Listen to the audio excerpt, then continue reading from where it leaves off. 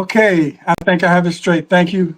Appreciate your patience. And I'm Slim Overton, and welcome to Portsmouth Coffee Talks Evening Edition Show. Now, I'm here, of course, every Thursday evening. Our host and moderator is Leah Drake Stick, but she's not here this evening. She's being recognized by a group tonight, so she won't be with us. But we do have co-host Thomas the Colonel Chapman, and we have a special guest host, Pamela Nichols. Hello, Pam. How you doing? Welcome I'm back. wonderful. I'm wonderful. Thank And you. Thank you. Pam is also a book author and an editor, and among other things. And she can mention that what she's doing. But our guest for the evening is Kalima Overton Amin, and she has been here before to talk about her book, Hidden in Plain Sight. And I thought it would be appropriate to bring her back to give us sort of an update. And what I really want to know is if she's been out there on the circuit for a while, traveling around, talking about her book. I want to know how it's being received. And I was part of a panel of guys that had a discussion about it, which followed up with a panel of ladies. And we had I guess, would you say we had different takes on how we received the book, or it was pretty much the same as just a male perspective versus a female perspective? What would you say? As far as the men and the women, definitely a different perspective. I think that I started with the men first because a lot of people saw the cover of my book and thought it was a male bashing book, and they immediately jumped to that. So I said, let me start with the men first. But I think across the board, all of the men felt that it was something that was useful for them in protecting the women in their lives, their daughters and sisters and mothers and aunts and play cousins and any woman, that might be subjected to this type. Oops. Uh-oh. I think that that was the overall view of the men who read the book. And I just wanted to make sure that men didn't feel villainized by the book. And so I had actually had 15 men read my book before I even went to the publisher, because I said, if they feel villainized by the book, then I have to do more work, because that wasn't my intent. So I was happy to hear that those 15 men and you all, that none of, and other men who have read it did not feel that way. So, briefly, let us know if someone joining for the first time, and what was your motivation to write the book? And I remember when we talked the first time, you had reservations about kind of sharing such a personal story, but you felt the need to share that. So tell us a little bit about that. Your motivation for actually doing what you had reservations about in the first place. Yes. I did not set out to write a book, not like this. And professionally, I'm a federal policy analyst, so I write and research all the time. But when there came a time where I had gone on an anniversary vacation with my then husband and my son, and he abandoned us on the vacation, I'm kind of skipping forward. Just as a way to just kind of get some clarity and even to soothe myself, I just started writing, because I had been writing like short stories and poetry since I was 12. And that was just a love for me. And so I just kind of leaned into that, just to kind of figure out, like, why do people do this? And who does this happen to? And so I just kind of stumbled through that process. And it wasn't with the intent of writing a book. It was just for the intent of getting clarity and just to kind of soothe myself, because that's something I enjoy. And then it just kind of blossomed, and someone said, you need to write a book. And I didn't want to write a book just about my experience, because the more I talked to other women about what had happened to me, then I was getting, oh, that happened to me, or it happened to my sister, it happened to my coworker, it happened to my cousin. And I realized, oh, this is something that this tragic thing is becoming so commonplace. And so that's why I decided to interview women from different backgrounds, Muslim, Christian, Catholic, African American, South American, Caucasian, to see if there was any type of difference. But the only pattern was the behavior of the narcissist. It didn't matter about their social, economic, or ethnic or religious background.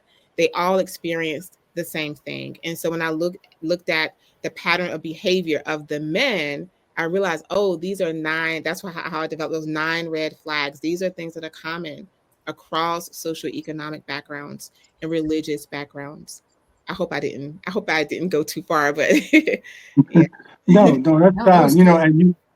and you mentioned about the narcissism, and it's so funny. You know, every time, the first time and this time when I'm reading up on the definition of that term, you know, after each definition or even your red flags, and I'll just throw this in here, kind of like this. Every definition came up: Trump, Trump, Trump, Yep. Trump. Mhm. Anyway, I just had to throw that in. But the Colonel or Pam, if you have any questions or comments you'd like to say at this time to our guests, and we'll get more into the book. We don't want to give all the book away because you know she's still trying to get to that bestseller status. So we don't want to expose everything. But questions from you. I do. As you go through this journey, and it's not unlike male and females in the breakup, and it's so sudden, and then so you have the 9 red flags, and I'd like you to go over those 9 red flags. But now that you've made a little further down this road of self-discovery, and you've identified these 9 things, what made you say made you miss those 9 things and get to the end point where he just had to go? He just had to pick up his keys Okay. and go. That was loaded. So the first thing I want to comment on is the breakup. We're not talking about a breakup. I'm sorry. When I first started writing the book, I thought I was going to do a book about abandonment, but it turned out that every aspect of abandonment led to narcissism. And this is one of the key hallmarks of the narc, right? And so we're not talking about when people, you know, they determine that they're going to separate and they have a discussion and they both know, or they may not both agree, but they both know we're going our separate ways. That's a breakup. With the narcissist, there will be no breakup. There will be a disappearance. Okay. One or both. Sometimes the narc will disappear, and sometimes the narc will make the other person disappear. Because narcissism is on a spectrum. The high end of that spectrum is a serial killer. At the core, they're a narcissist. And at the low end is the everyday run-of-the-mill narc. And you have the malignant narc, the Trumps, and then you have the covert narc, the one that looks like the good guy. They call that the white narc, the white knight narc, right? And so I just want to clarify that we're not talking about like a separation, a divorce, where you have a conversation, we're going to go our separate ways. We're talking about going on a vacation with, you know, your family and the person just leaves you there. We're talking about coming home and the person just is gone. You know, the person just disappears. And this is what the narc will do to also, because they don't want to have accountability, they don't want to give you closure, and they want to provide that final insult and injury. So when you think about the serial K, I'm going to say it that way because some social platforms you can't say that word. When you think about the serial K, their breakup is they're going to do this, cast you about, put you in some hidden place. This is the breakup, right? And then the other person, they just disappear, or you come home and they put you out. And there's no prelude to that. There's no conversation. There's no inkling. You're in a happy marriage and all of a sudden it's no more. It's like you went on a vacation, someone fell off the side of a cruise, which by the way, people go on cruises and don't come back. Happens. They didn't fall. They didn't just happen to fall off the side of the cruise, right? So I'm sorry. I just want to go to that because oftentimes people say, oh, well, I mean, it's just a divorce. It's a separation. It's not. That's not what we're talking about. We're talking about this. And I'm sorry. What was the second part of your question?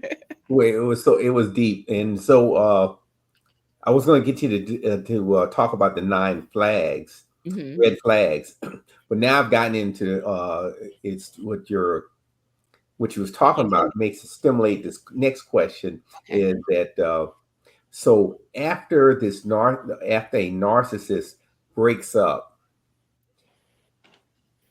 do they actually try to hold power over the other spouse?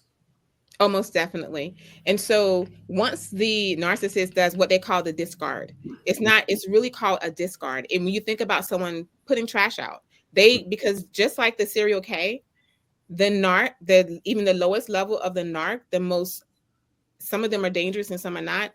They don't see you as an individual that has, human rights, that has rights to your mental, spiritual, physical, and financial well-being. You're just an object that they can discard when they're done with it. And that's why, in the technical term, not that I'm making this is what the experts in the field, that stage is called the discard. That's why it's called that. They're just going to throw you away, right? And so that's what we're talking about. So I just want to keep emphasizing that, because people kind of brush it aside when they say, but people break up all the time. People get divorced all the time, But you had a key word, you said dangerous. So if the narcissist, is that one of them on the scale of danger, saying, I don't want you anymore, but nobody else is going to have you anymore. Yes. And even after divorce, you can't really have another relationship. And some of them I see, you can't have another relationship because, say, if somebody wants to, fill in his spot, I'm gonna kill him. Is that the narcissist piece? Well, nobody else can have you. So right. You have to be a single entity of, actually, property is a better word, of the other spouse forever. And you ask, will they come back? Well, what they call the narcissist will circle back around to people who haven't figured them out.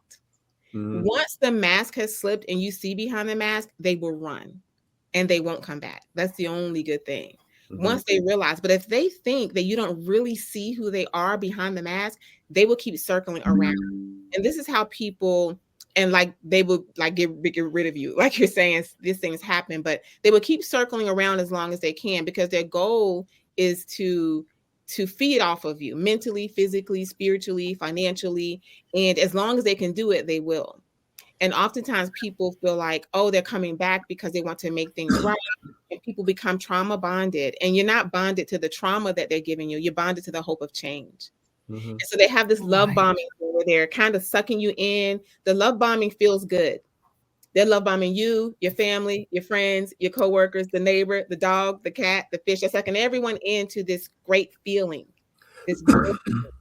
And then comes the bad behavior. And then when you call them out, they'll say, oh, I didn't know you didn't like that. I didn't know that bothered you. I'm going to do better. And then they'll do better for a little bit to suck you back in. Now that's how you get trauma bonded, because you're getting sucked into the hope of change. And as soon as they see you're relaxed again, they start with the abuse. And the abuse could be mental, physical, spiritual, or financial. And then so they have the love bombing, the bad behavior, the correction, the love bombing, and they keep you going around. And then you're stuck in this cycle in the hope that they're going to change until they finally discard you. That discard could be abandoning the family. It could be, doing away with the family. It could be, casting the family out. That discard will come. And it's the same cycle every time. They don't change. And they do it at home. They do it at work. They do it in the religious community. And religious communities are a great hunting ground for the narc, because everyone has their guard down. And Kalima, we kind of, I'm sorry, go ahead. that's okay. We kind of jumped to the breakup part and all that, but keeping in line with the hidden in plain sight title, it's like a honeymoon period, or like you define as a grooming period that these guys go through before they even really define as narcissists, because you don't know that, talk about, and you had that experience too, and then you had these interviews with these other ladies, but talk about that period, how this guy because if you knew him as that way in the beginning, you probably wouldn't get together with him. So talk about how they groom their, and I don't want to say victims now, they end up being sort of like victims, but they groom the people that they want to be with. Talk about that, because that's kind of the beginning of the whole thing before all this breakup thing happens. Yes, because that you're talking about the 3 stages. The love bombing is stage 1. The demeaning and spirit breaking is stage 2. And then the abandonment and discard is stage 3. So in that grooming period, that's what I like to call the me too, me too, me too. When you first meet the narc, Whatever you say you want to do, whatever your hopes and dreams and aspirations, whatever you want for your family, for yourself, they're going to say, me too, me too, me too. No matter what you say, I want to start a business. Me too. I want to pay off my debt. Me too. I want to buy a house. Me too. I want to take care of my family, my parents in their senior years. Me too, me too, me too, me too. Because they're trying to align themselves with you so you feel safe. And they're not only going to align themselves with you, they're going to align themselves with you, your family, your friends, your coworkers, the neighbor. It's going to be me too, me too, me too, enough to go around for everyone. So now everyone has their guard down because you think, oh, we have like wants and needs and dreams and aspirations. And so we're soulmates. We have all these things in common. But when someone is being authentic, you're not going to have everything in common. Like my best friend and I, we go back and forth about whatever because we're being our authentic self. I have a twin sister. We're not exactly alike. When someone has been their authentic self, you're going to have differences, and that's okay. It should be. But when someone's aligning themselves with you like the narc will, you won't find that. And so you'll fall into this safe space where you feel like we have an understanding mentally, physically, spiritually, and financially. We have this understanding. We're here. And I don't have to have my guard up anymore. And so now the guard is gone. Is it? I wanted to mention two things. I wanted to mention two things. That me too, me too, me too, because that's happened to me. That's actually mirroring, so that you can, so that you feel a connection. And the thing is, there are telltale signs. I love the title, Hidden in Plain Sight, because when you look back on it, you're like, I should have saw that. There's a rush to intimacy. There's a rush to connection. They want you to connect so that you will see them as your soulmate, and you will not be willing to break away from them because you're so much alike. And it's the specific language they use. I had one tell me once, I never thought I'd meet someone like you. And that's something every woman wants to hear. Intervention. Yeah. Yes. And you're right. Mirroring is a technical word also. And grooming. I just call it the Me Too I try to put things in like the so people understand it, right? Yes, but you're right. It is called mirroring. It's called grooming. And love bombing, and they're all the same thing. And it's interesting. I was on another interview, and the lady that was on the interview, she works with people who are groomed for sex trafficking. And so when she and I were talking, we were talking about the same thing.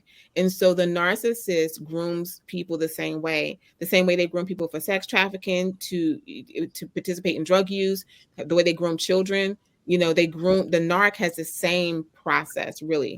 Essentially, because they have to make you feel safe, and the grooming has to feel good, because if they're not making it feel good, they can't suck you in, and they're just sucking you and everyone in. So they're sucking in.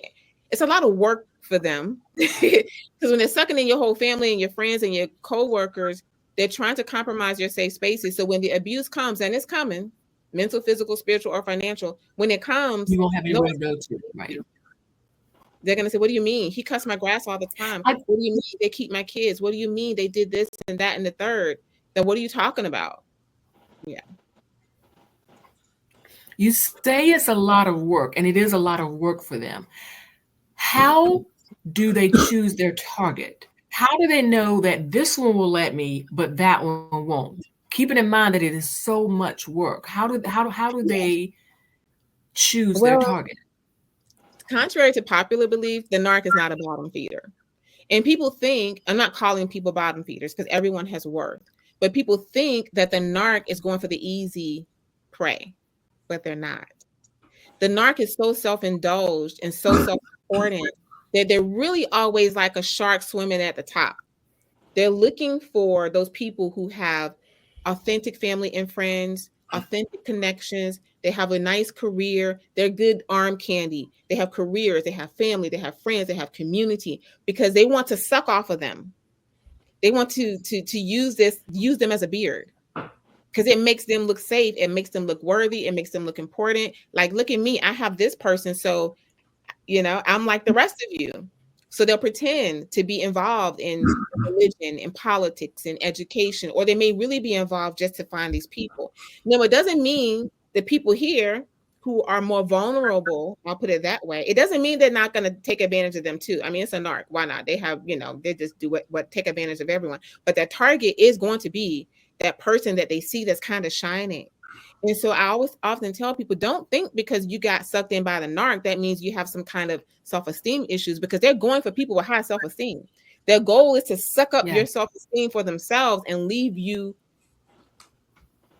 just destroyed. And break you, right. Mm-hmm. And break you. That's their goal. And that's why your silence is their power.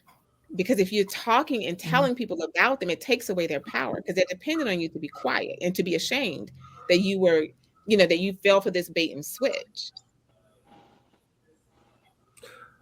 And you also wanted to get your message out to many people. That's why, and you are the Muslim faith, your way of life, but you also included with scriptures from the Quran and the Bible, letting people know that this is just not for the people of the Muslim faith, also Christians and anybody who goes through the same thing.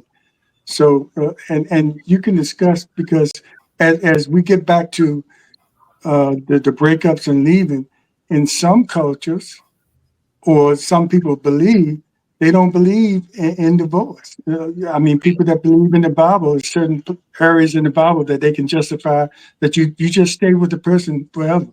And there's certain steps you have to take in the Muslim faith when you're breaking up. So that can be difficult for the woman or the person that the narc has taken into their fold. So talk about it. Actually, that's a misnomer. It's actually easier for a Muslim woman to get a divorce than. Is it? That's changed now? Yes. It wasn't always the case, though, right? We definitely have that power that has been given to us in the Quran, and we can ask for divorce. And then the criteria actually is even, when it comes to the abuse, mental, physical, spiritual, and financial, if the husband is not providing for the family, a Muslim woman can say she wants to request divorce on that alone. And I know in some Christian faiths, it has to be some kind of extreme abuse, but this is not the case for Muslim women. That it's contrary to what people believe, because I think people focus more on the Middle Eastern concept of Islam, and it's a lot of things you see on TV is a part of their culture. It's not a part of the religion. And if you're looking at it from the outside, it looks one and the same, but it's not. And so those cultural things that you're talking about where the women are really oppressed, it is cultural to those, it's germane to those countries and their culture and the politics of that country. It's not Islam, okay? And so women have a lot of rights and power in Islam, but it may vary from country to country, not because the religion is changing, but because the culture is changing. Okay, I just wanted to kind of put that in there. But okay, thanks for clearing that up. With the women in my book, they were Muslim, Catholic, and Christian. And some of them, the religion played a huge part, because like I said, when the narc is hunting, the religious circles are easy prey, because everyone is relaxed, and you think that everyone near you, they say, look to your left, look to your right, and you think everyone near you has the same goals and aspirations for their family and for themselves. The narc will change religions. They will hop from mosque to mosque, from church to church, and they will hop from religion to religion. They don't care. Their only affinity is to themselves. So you will find a narc that's a Muslim change to a Christian, or vice versa, or change mosques or change churches, because they're constantly reinventing themselves. Once the mask slips off and they run, you will find them popping up like a weed. You pull the weed over here and it pops up over there. It's like the little game you play at the fair, and you popping and hitting the things and they keep popping up. And so when I talk to the women about religion, and I did include the quotes from the Quran and the Bible, and I say in the beginning of the book, this is not a religious discussion and debate. I'm showing the similarities between the religions and how both religions, talk against this behavior, and both religions provide women the power to protect themselves. And so I included those verses and then the ayats, which is verses in the Quran that were similar, because I didn't want people to get kind of tangled up in debating religion. It's not about religion. I included religion because the religious organizations are an easy hunting ground. We need to protect our organizations because they can be infiltrated by the narc, and we need to protect the people that are there. Mm-hmm. Yeah. I would believe Yeah, you stated that the narc looks for, now say saying this is a man narc, looking for a woman that is up here. What is the explanation for all the women that just say, I gotta have a man, and I'm supporting this man forever, doesn't do anything, doesn't go work, but stays on the machine, on Netflix or whatever, just plays the game. He brings nothing to the household. And I'll say, or you could have she's living Section 8, nothing's going, there's no economic, viability there. And then, but I still got to have a man that's still taking me down. Well, I guess I would say all bad behavior does not a narcissist make. Yes. Some of the things you described is bad behavior. Yes. Some people have bad behavior. They don't have upbringing. They don't have home training. They don't have all these things that exhibit this bad behavior. But it doesn't mean that they're a narcissist. And now people use the word narcissist so freely. Anybody they see exhibiting undesirable behavior, that's, oh, they're a narc, or being selfish. They're a narc. Oh, they're self-centered. They're a narc. No, there's a whole list of criteria that would lead you to say, okay, this person is a narcissist. And so during my research for my book, I could see, okay, now I see, for example, if you're having, let's say Pamela's having a birthday party and her other person is coming and they show up and they're late, and because you had some disagreement, they're late, they're acting the fool. Everyone can see it. It's just shenanigans and tomfoolery for everyone to see. They don't care who sees them acting the fool. They don't have home training. They don't have good behavior. This is just a person with bad behavior. But the narc is not going to do that. The narc is going to show up and bring Pam the best gift. He's going to have hugs and kisses all around for her family, her friends. He's going to sing her praises. He's going to do everything to make everyone just enjoy his presence. But when they leave, he's going to come in. When he gets home. All the attention. Why do you have to? Yeah. Why do you have to have this attention? Why are you bringing this attention to yourself? Why do you always, it's your birthday, it's your anniversary, it's you graduated from, you got a degree, you got a promotion, you retired. Anything you have going in your favor is an affront to them. It's a threat to them. So then they're going to come in on you, but after everyone leaves. But you see the difference? The person with the bad behavior, it's going to be right out there for everyone to see. The narc is not going to do that. And so when you're talking about these women and the man you described who's lazy and shiftless, he's playing games, he doesn't work, he just has bad behavior, no work ethic, he's lazy, he's a bum. Doesn't mean he's a narc. He's just a bum. Yeah. Yeah. The narc has intent. That's, I guess, how you can divide it to the intent. And the narc has intent to deceive. Where the person with bad behavior, they're just exhibiting bad behavior. Right. But the narc has a whole intention from the beginning. It's not coming along later. This is their intent going in, to deceive, to abuse, to use. And during my research, I read about the frontal cortex of the brain. And it was saying that people who have narcissistic personality disorder, not the person with bad behavior, but the actual narc, that the frontal cortex of their brain is smaller. But similar, people who have ongoing depression and anxiety, the frontal cortex of their brain actually does the same thing, and it can go into atrophy. So it's actually a physical and psychological disorder.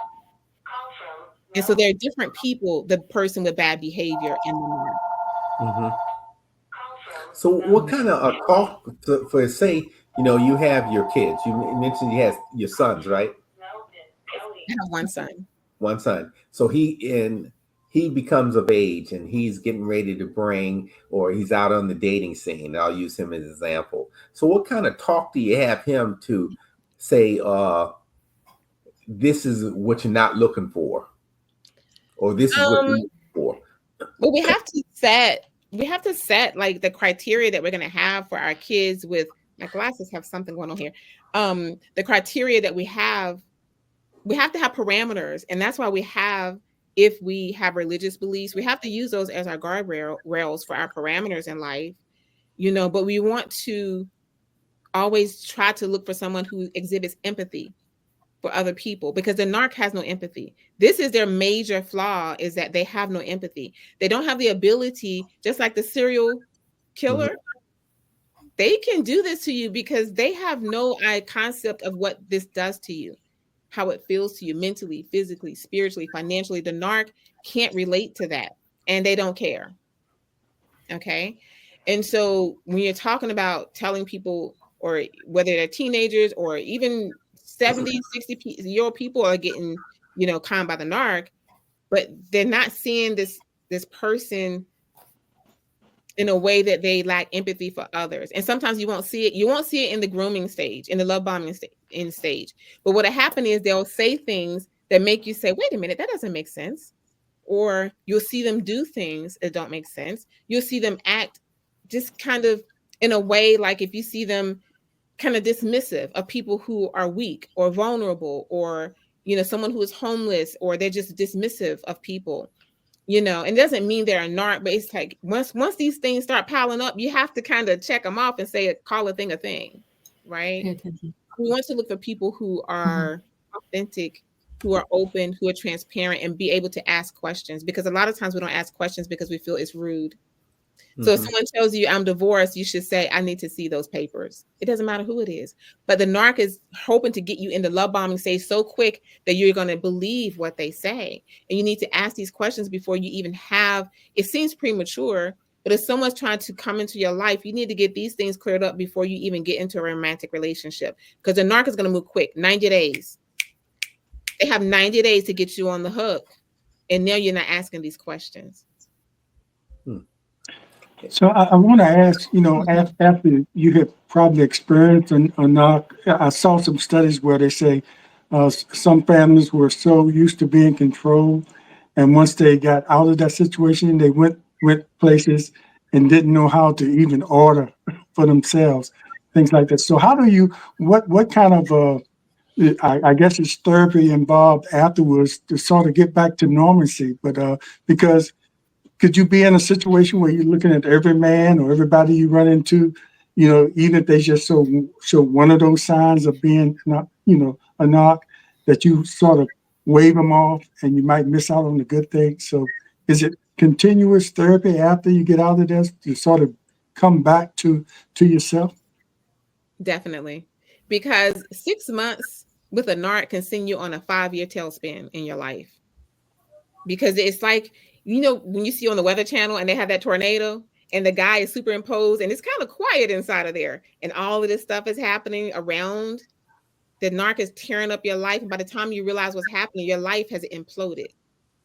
In 6 months, they can destroy mentally, physically, spiritually, and financially, and take all of your trust in the human spirit away.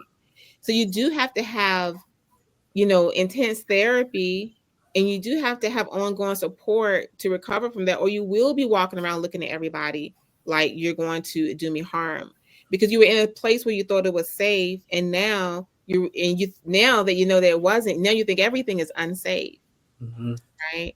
And so it's just, I think a lot of times people, they say, "Oh, you attract what you are," and that's not true. If someone says that to you, you should be insulted. Like, that's not true. What's happening is people are walking around, they're not fully healed. So if you're walking outside and you get hit by the narc bus, by a bus, and the paramedics come, they're going to do a full assessment to see where the bleed out is, treat the bleed out, and cart you off to the hospital, put a cast on your leg. Oh, his leg was broken, put you on a crutch, but you're back out on the street and they haven't dealt with your psychological, your spiritual, your emotional, and financial injury. They've only dealt with the broken leg, and then you're hobbling along on a crutch, and here comes the narc bus again. They're looking for you. You didn't attract them. You were just out there not healed. And they're looking for what, right?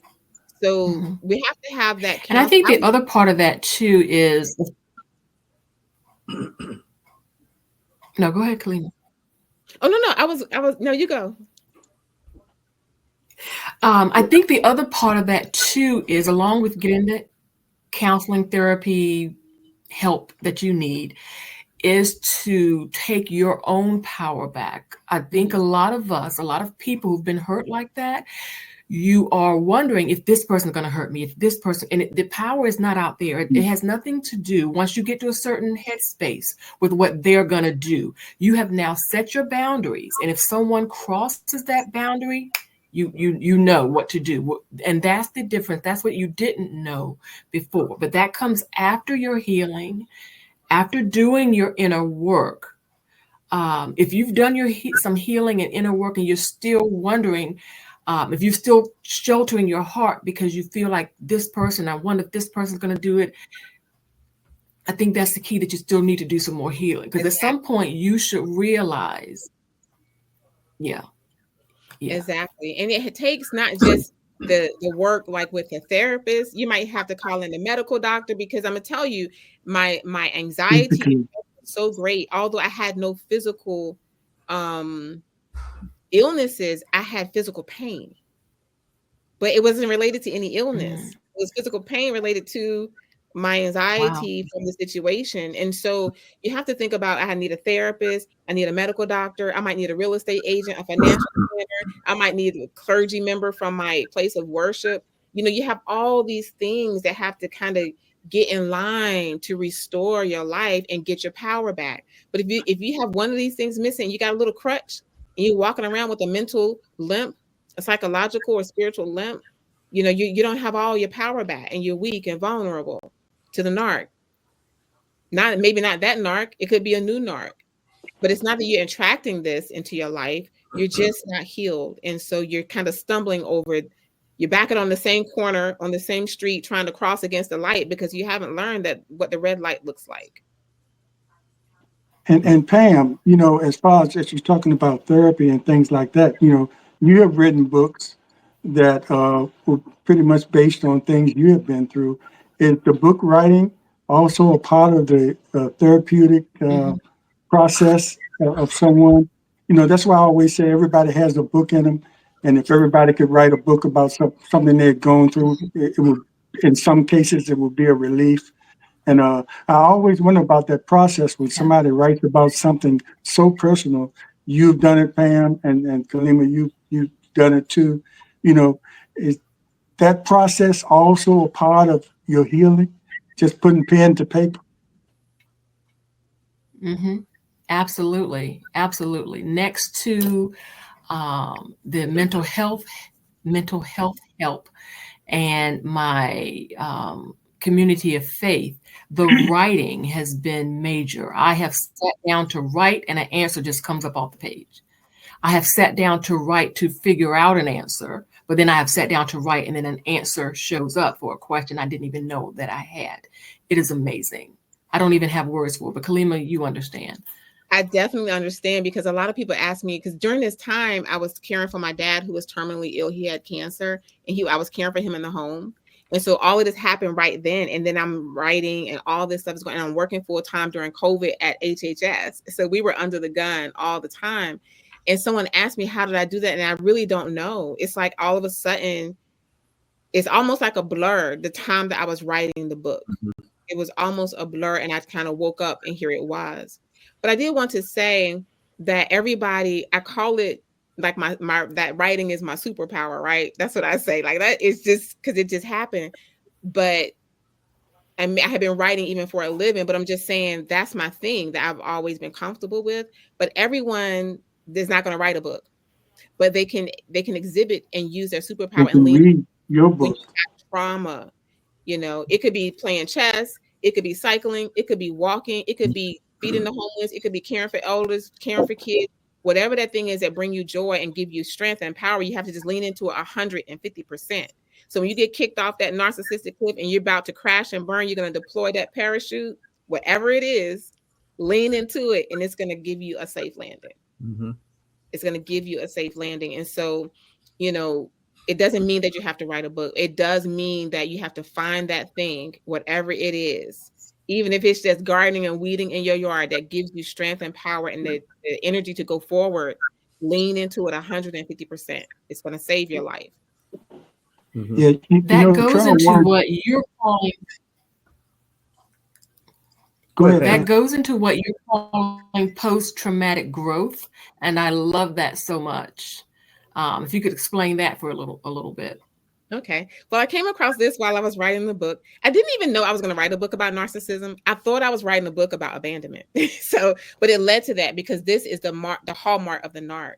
And so the post-traumatic growth. So when you restore your life, I came across this in my research, once you go beyond that stage and when you think about, the moms, who are working against drunk drivers, when you have this tragedy and you use it to help other people who are recovering from this tragedy or to avoid the tragedy altogether, this is called post-traumatic growth, because you had this trauma that crippled you, you restored your life, and now you took it like to the 10th degree and you're helping other people. And that's what they call post-traumatic growth. I had never heard of it before.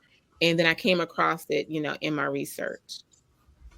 And that's what we're doing, but we don't know that we're doing it, right? When we reach out to others and help them, through whatever trauma that you've already gone through. And the Colonel wanted you to share. Do you find it necessary that you have to be? Go ahead, Pam. Go ahead. Go ahead.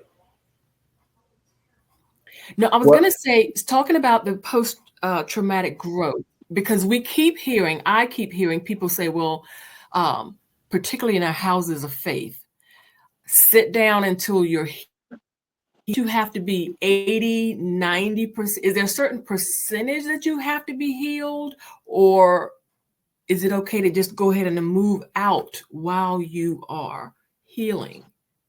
Well, I don't know about, I think your mic was kind of breaking up about sitting out. I will say this for me. I was writing my book while I was in therapy.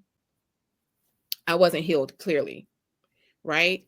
And when I get to the end of the book, it was so crazy that, because in the book, all the interviews and the case studies, I couldn't interview myself, of course. So I found another writer, much like yourself, to say, hey, I want you to interview me. I had set the parameters of all the interviews. So we all had the same interview, right? And so when she finished my interview, I couldn't read it because I was still so traumatized. And I was thinking, every time I would go to read my interview, it would just send me into a tailspin. So I had to put it aside. And I was thinking, I'm not going to be able to finish this book because I can't read my own interview. But I decided to put it aside, and I wrote the rest of the book. I did all the other interviews with the other women. And then now 11 months have passed. And it's still causing me some angst. It's kind of like having the sunburn and you kind of touch it and realize it still burns. But I was able to read my interview enough to now insert it in the appropriate places in the book.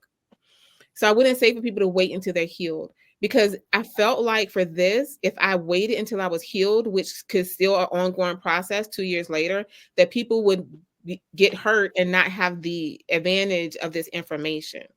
Right. And so I felt like I can't wait until I'm healed. I agree.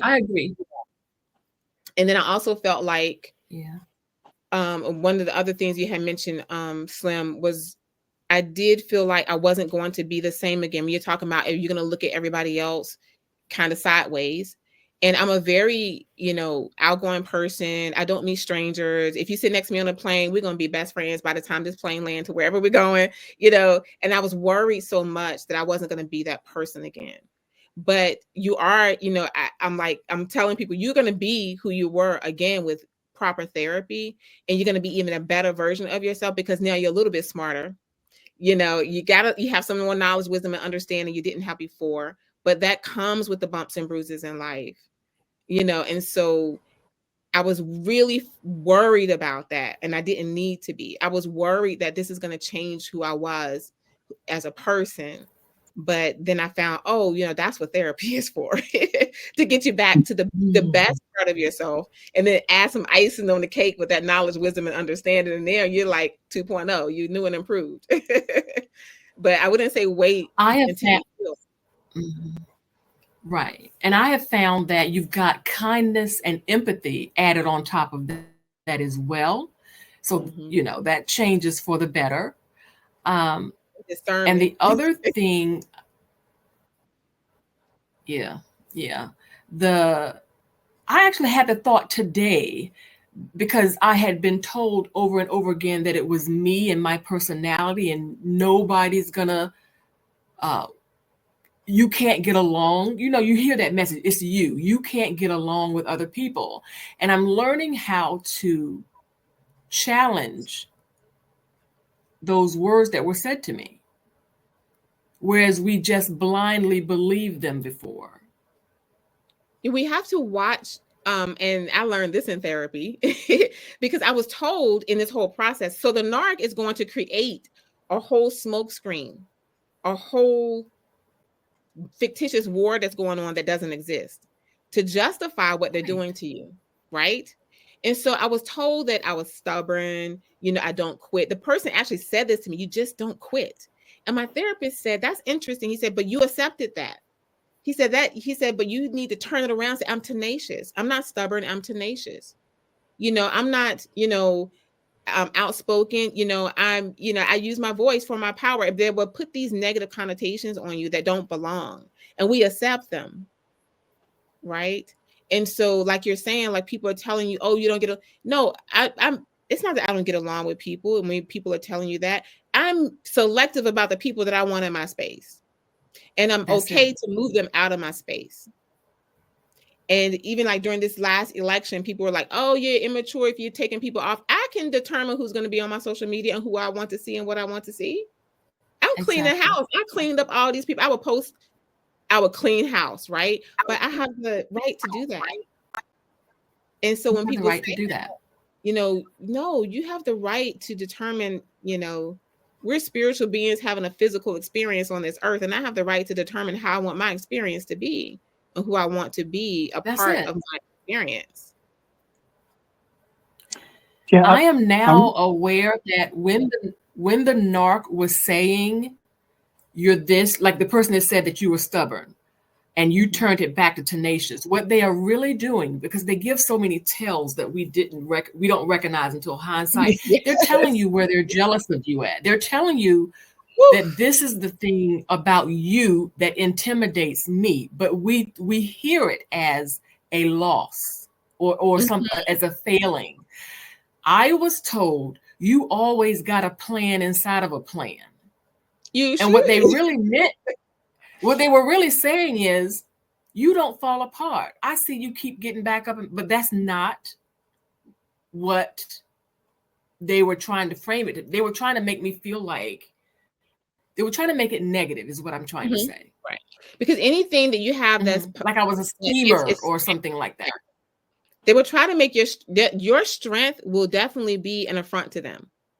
And let me tell you, in my situation, I had applied for a job at ODU, and they offered me the job, but I was in federal government, like, and so, excuse me, they offered me the job, and then I said, you know, I'm not going to take this job because I was getting ready to retire, so I had other options, right?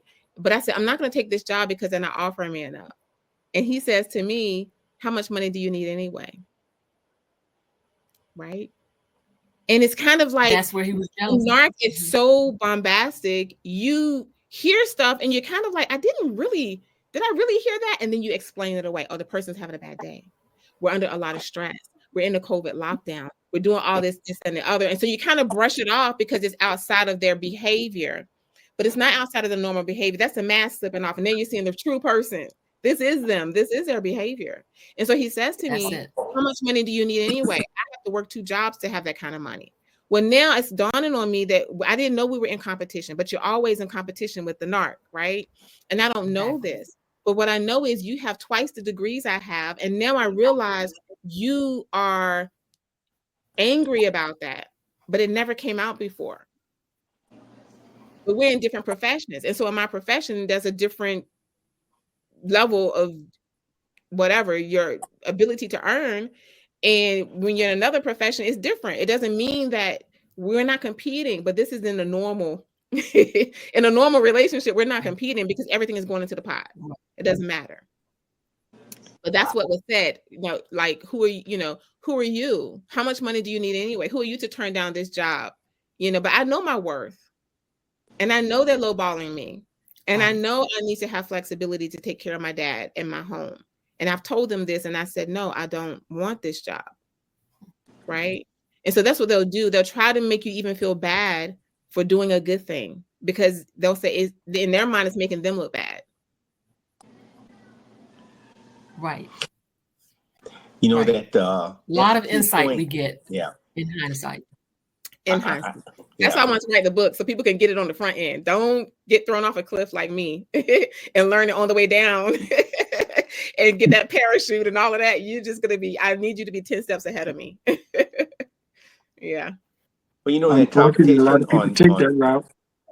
right.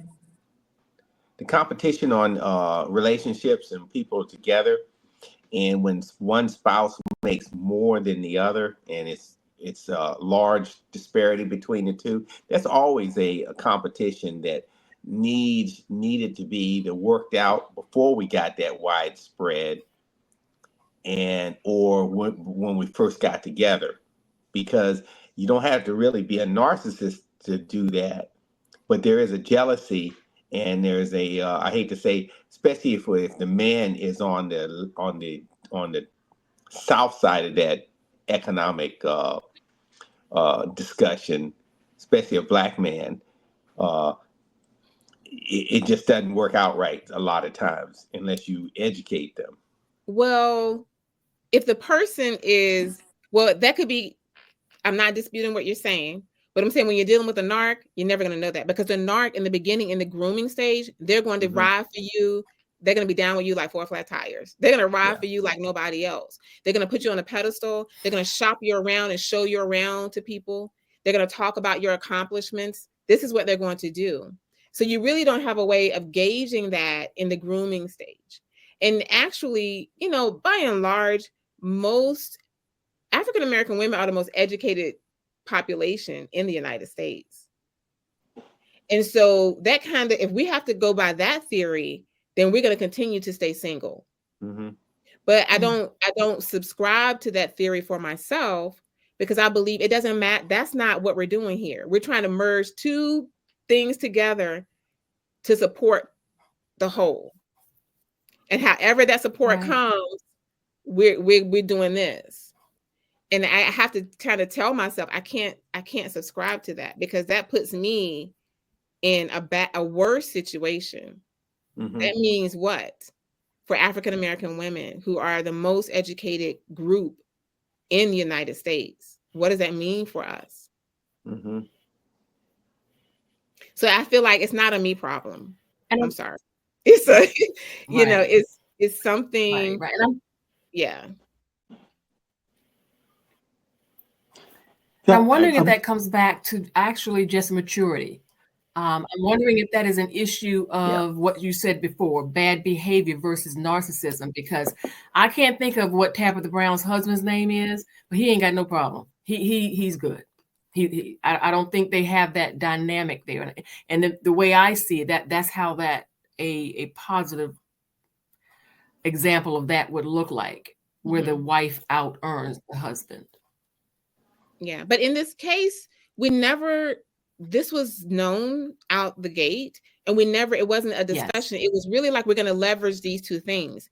You have more of this and I have more of that, and we're going to leverage these things, and we're going to be like, right? And we're leveraging both of these things right up until what happens is the narc decides they're done.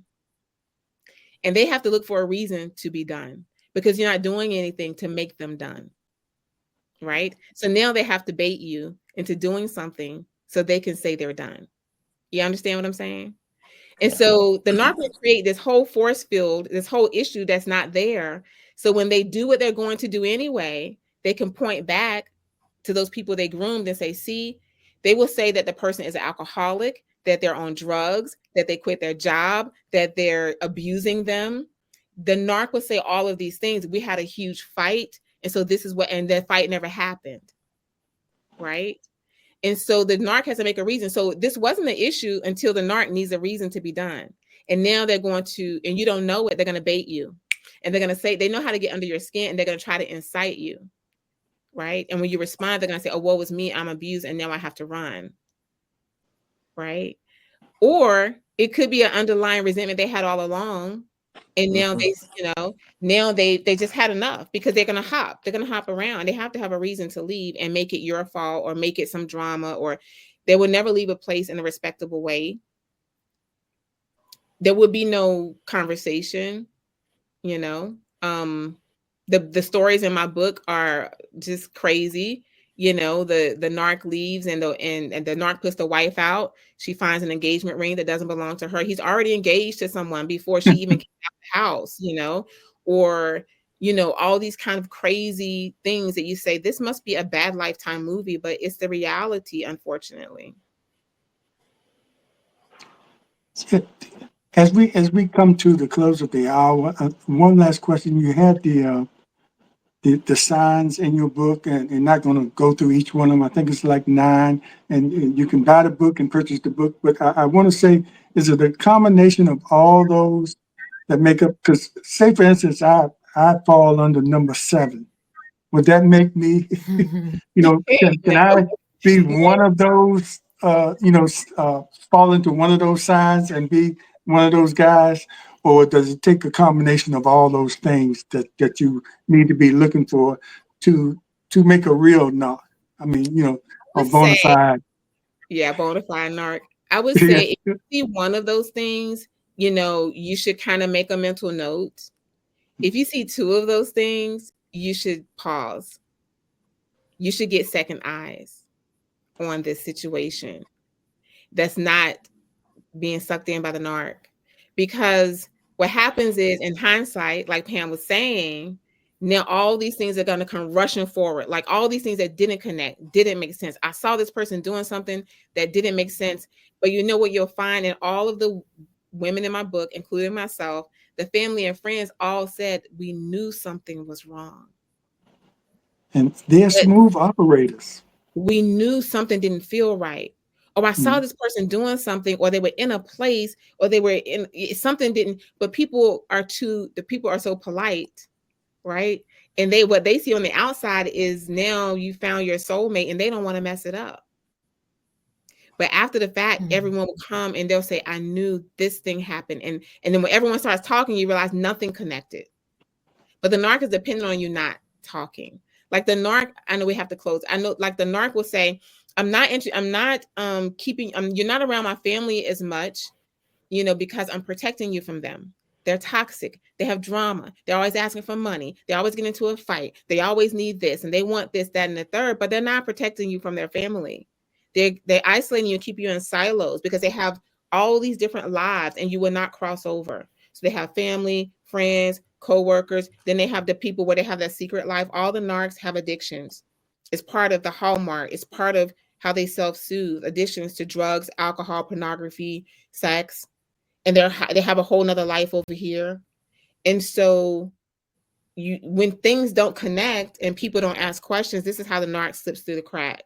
We have to really be like I said, if someone says I'm divorced, don't be ashamed to say, don't be embarrassed. Don't feel like you're intruding to say, I need to see your divorce papers. If someone tells you and you're in a relationship, oh, I own this house. One of the ladies, they living in the house, can't figure out why the father keeps calling and asking about the house because it wasn't his house. But he said he owned the house. Let me see the deed to the house. We need to find out about these things. People lie about their jobs. They lie about if they're married. They lie about if, they're taking care of their family. They lie about, even that, child support, whatever. We need to ask these questions and not, because the truth welcomes questions and the lie does not. If I'm telling the truth, you can ask me all the questions you want. Yes. But if I'm lying, I don't want you to, and then they're going to they're going to have a temper tantrum because they're lying. Right. Or covering up, particularly if they know what you've come through, and given this current dating climate, ask me the questions. I want you to feel comfortable. But if you don't get that, that's a sign that something is up. Transparency is, and it's not that you're not talking about something that someone did 20, 30, 40 years ago. And sometimes you are, because sometimes they are doing these same behaviors. But you really at least want to ask about the most recent history. And someone was challenging me and I said, you want to talk to the ex? And they were like, that's messy. Well, you don't have to do it. Somebody else can do it. And you don't want to talk to the ex to find out all the who shot John, all the details of what you really want to know. How did this person exit the relationship? That's all you need to know. And you don't have to be the one to ask. If you're thinking about getting married, you should be in counseling anyway. And if you're thinking about some type of situation like this, you can have someone else ask the question. But even asking, can I talk to your ex? And you're talking about getting married or moving in together, and they say no, then you should be pausing right there. You really should. And you really should. It's not like I said, some things just don't work out. But what you want to know is, how does this person, did they have a conversation and they decided this doesn't work? Right? Because I say that because had I done that, I would have been in a different space. Because this so-called conversation never happened. Because guess what? Our conversation didn't happen. And the conversation with the previous one didn't happen. There was no conversation. That's all you need to know. What happened? Was there a conversation? Was it a mutual agreement? That you don't need to know what caused the fallout. You need to know how the fallout was handled, because the narc won't do that. The narc is just every time. Mm-hmm, mm-hmm. Well, and Pam, you probably will agree. This is one of those books where you could come on every week and talk about it, and still not cover everything that's in the message of this book. I have to say, one of the people you interviewed, the man had been married 4 times and had several engagements. So just like you're saying, ask those questions up front, because if he had known he'd been married 4 times, that's a sign right there to get away from it. But before we go off, Pam, I want you to let people know that you're author of, is it 5 books or is it more now? I know it was 5. It's 4. I'm working on the 5th. Working on the 5th. And so how can people get your book? And you also have a podcast, I believe. I have a podcast that Kalima is going to be on very shortly. Oh, thank you. So I write faith-based fiction on challenging issues, racism and generational curses, domestic violence, suicide, that kind of stuff. Because these were answers. I was looking for answers to questions that didn't seem to line up with what I was taught in my household of faith. And so books ended up coming up. And that happened after writing for the Virginian Pilot for a number of years, which is where I met Slim, because I wrote stories on him. And so I do that. And then I just have such an appreciation for people who walk through darkness and then turn around and put it on paper to help other people, much like Kalima is doing. And so that was what my podcast is. I interview authors who talk about their lived experiences. So I am actually finishing up the 5th book of the 5-book series, because I already started the 1st book of the next series. And again, I enjoy it so much. Mm-hmm. Well, I need to talk to him about how to do, I feel drained after writing this book. Can I ask her one question? How long was it between the 1st and the 2nd book? Or was that your personal story? Or, because I feel people keep asking me, like, when are you going to do a workbook? When are you going to do? I feel they're all fiction. Okay. Right. It's honey, you're going to be drained. It is draining, but it's exhilarating at the same time. It was only like maybe a year and a half between the first 2, and then between the time gets shorter and shorter. Then between 2 and 3, I think it was maybe a year, and then between 3 and 4, that might have been a year or 2. This 5th one is taking longer only because I started a podcast and I'm not giving it the time I usually have been giving, but we'll get there. Yeah. Did you have any deadline pressures?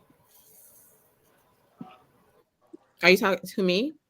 No, I was asking Pam, did she have any deadline pressures? No, because I'm self-published. Okay. That explains. Are you talking to me or to Kalima? I was asking you. I was asking you, Pam. I'm self-published, but I do.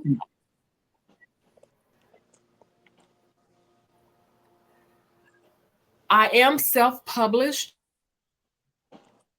and I am an editor. I'm a freelance editor, but I have an editor. So I would tell her, me and her would agree that I would get it to her by February 15th. And then sometimes she'd get it on March 1st. So sometimes I did have the pressures, but not a lot of pressure. A lot of it was my own pressure.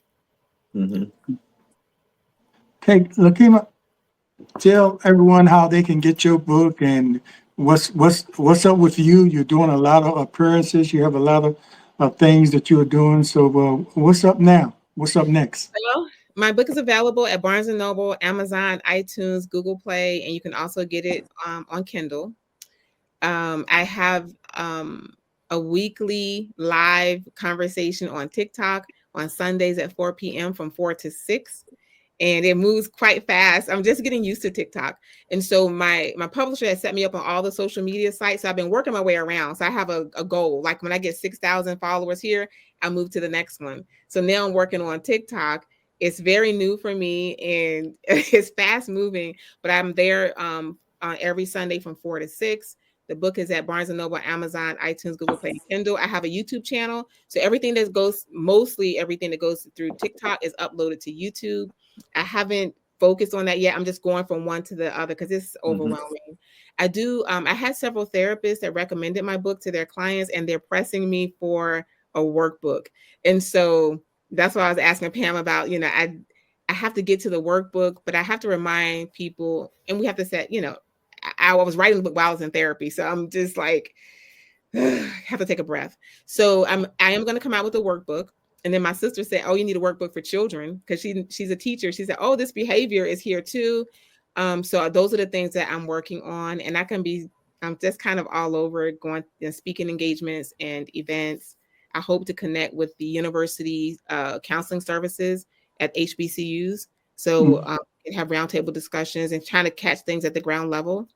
My book is really appropriate for people 16 and up. So I want to catch those people right there to let them know, how to recognize these behaviors. Yeah, that help is needed on HBCU campuses. All those relationships there. And Colonel, we're waiting on Colonel's book, 36 Years of the Military. So I guess that's coming up one of these days. Yeah, I guess. I've one time I thought about it years ago, but I just never put that on the Richter scale. I leave it to our two talented authors that we're talking to tonight. Yeah, it'll be a good book because I've heard most of the stories. You know that.